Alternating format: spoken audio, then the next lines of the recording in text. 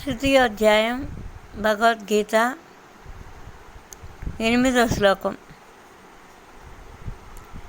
నియంతం కురు కర్మత్వం కర్మధ్యాయో హ్యకర్మణః శరీరయాత్రాపి చ తే న ప్రసిద్ధ్యేదకర్మణః.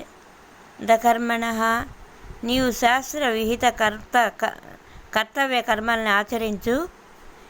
కర్మలను చేయకుండా కంటేను చేయుటయే ఉత్తమము. కర్మలను ఆచరింపనిచో నీ శరీర నిర్వహణ కూడా సాధ్యం కాదు. అంటే నువ్వు చేసే ప్రతి పని నువ్వు చేసుకుంటూ ఉండాలి. అప్పుడు నీకు దానికి ఫలితం లభిస్తుంది. నీ శరీర కర్మను నువ్వు నిర్వర్తించలేదు, గమ్ముని కూర్చో ఉంటావు, నీకు ఎట్లా జరుగుతుంది?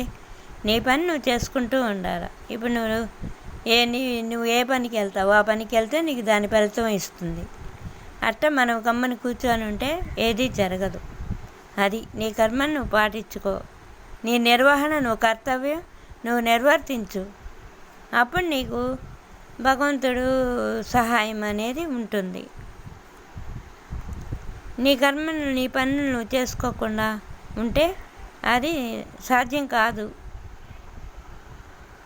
జై శ్రీకృష్ణ.